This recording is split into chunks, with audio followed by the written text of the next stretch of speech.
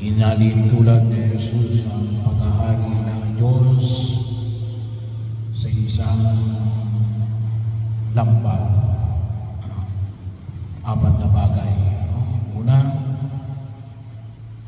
ang paghahari ng Diyos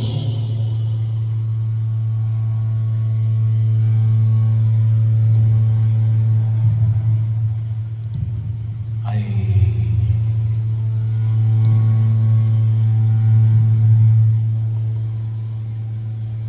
patay na ba?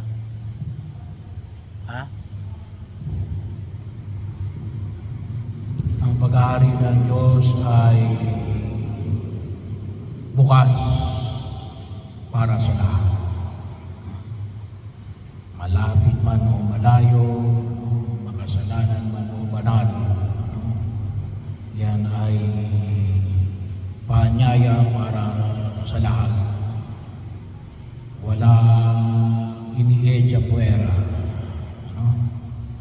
Bahagi o lahat ay pwedeng pumasok. Kaya nga maganda yung pahayag sa unang pagbasa. Yung tinatawag na tingkaban ng tipan. Sa atin ay ngayon ay yung Blessed Sacrament. Pero nung lumang tipan, ang nakalagay sa lamang doon ay alin?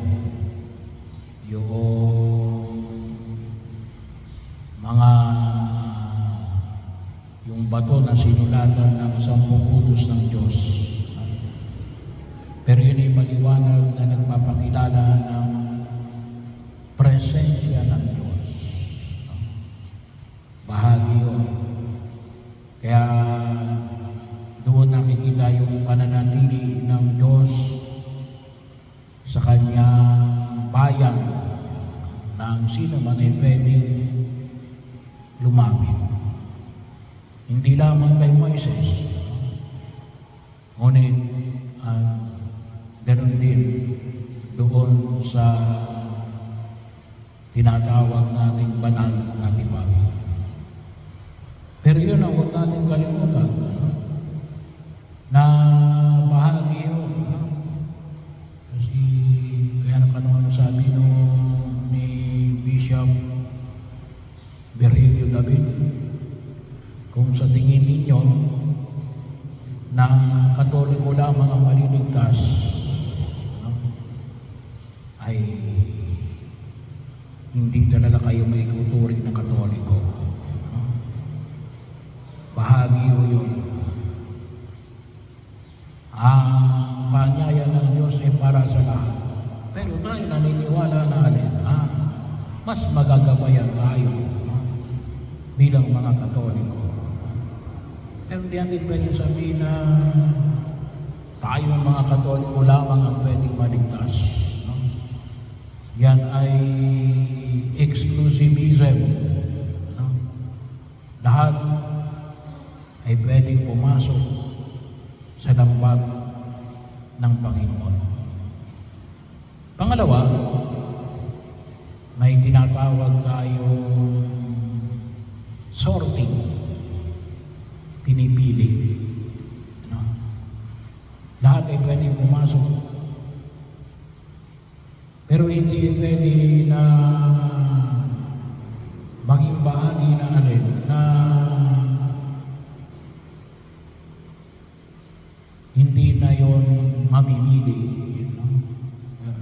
Later on yung pangatlo kasi yung pangatlo yung magiging mabuting isda. May, kung tawagin natin, may sorter, kakaasya ka ba dyan? May sasalain.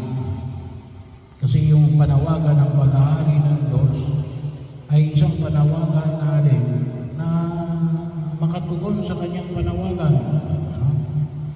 Yun ay isang paglalakbay. Kaya mo bang maglakbay? Katulad ngayon, ang tawagan natin ay manlalakbay ng may pag-asa.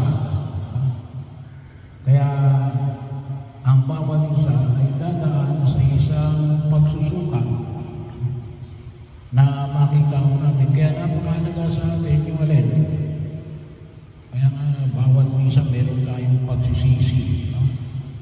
Napakahalaga yung paghingi ng kapatawaran sa mga pagkataon hindi tayo nakatugon at ang panawagan natin na nawa makatugon tayo sa panawagan ng Diyos sa mga pagkilos natin sa kasalukuyan at saka sa hinaharap. May pagtahak na kinakailangan natin isang katuparan bilang pagtugon natin sa panawagan ng pagliligtas ng Diyos.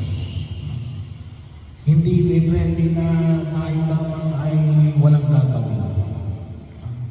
Hindi ho ganun yung paghahari ng Diyos. Kinakailangan natin na alin, mailahan natin yung ating sarili sang-ayon sa kalooban ng Diyos. Pangatlo, maging mabuting isda. Paano yung paging mabuting isda? Yung paging mabuting isda, may paglalakbay. Paglalakbay saan? Mula sa pagkatao natin patungo sa maka-Diyos na pagkilos. Kaya nga kahapon ang pagtitin sa ilang Kristiyano, nagiging katulad tayo ni Kristo, maliliit na mga Kristo. Kaya mayroong paglago, nagiging mabuting isda mo tayo. May ginagampanan ba tayo? Hindi naman ibig sabihin agad-agad, pwede rin naman, no? Pero sabi nga natin, kung hindi man kaagad-agad, at least mayroong conversion, pagbabago, pagpapanibago, transformation. Tayo ay hinuhubog sa isang pagkilos na kumpusin ay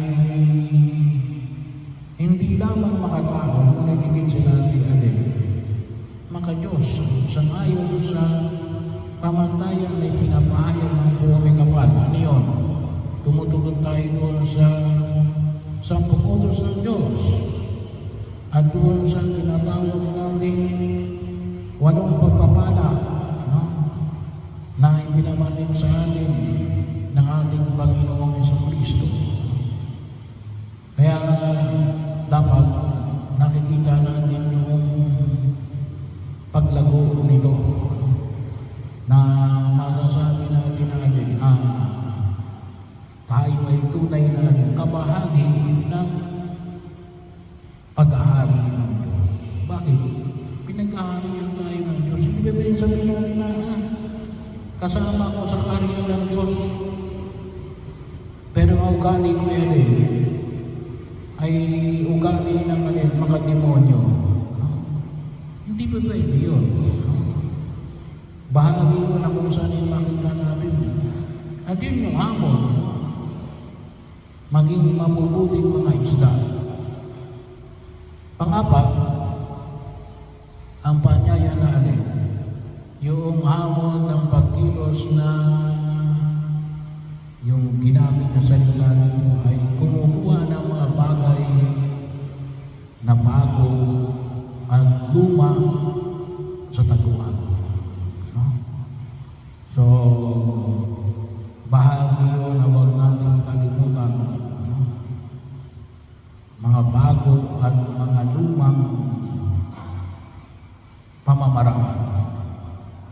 Hindi po ito nagpapahayag ng ilang mga tawagin po natin ay, sabi nga natin, yung katotohanan ay yung mga basic tools. Yun pa rin. Pero kinakailangan tayo, ang tawag na po rito ay nag-i-evolve. No? mag-i-evolve tayo. Yung ating pananampalataya ay kinakailangan tumutugon kahit hindi lamang sa mga bagay na makaluma, ngunit gayon din sa mga bagay na makabago na hinaharap ng lipunang ginagalawan natin. No? So bahagi yun na kung saan ay nawa ay makita natin ito. Sabi ko nga, isang pinaka-basic na halimbawa yun ay yung kadahilanan ng pag-aayuno. So, bago dumating si Kristo, ano yung dahilan ng pag-aayuno?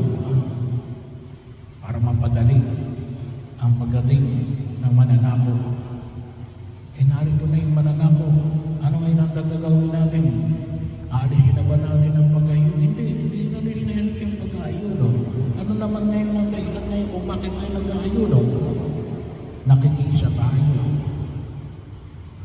sa pagkilos ng pagliligtas ng mananako. No? So, bahagi yun, pinayayabo yung kadahilanan ng pag-aayuno. Kasi dito na yung mananakop eh. Kung yung kaisipan natin ay katulad lamang ng lumang kaisipan, ay pwede natin sabihin na hindi na tayo mag-aayuno. No? Kasi narito na yung mananakop, narito na si Jesus. No? Pero hindi. No? May pag-aayuno pa rin, pero alin na? Pakikibahagi ng pagkilos ng pagliligtas ng Diyos sa pamamagitan ng pakikiisa natin sa paghihirap, pagkamatay at muling pagkabuhay ng ating Panginoong Hesus Kristo. Ang sana ay maka-adapt tayo, no? Maka-adapt tayo sa mga pagbabago na yan. At yung ating pananampalataya ay isang pananampalataya na nawa ay makatulong sa atin na maka-adapt. Kasi hindi,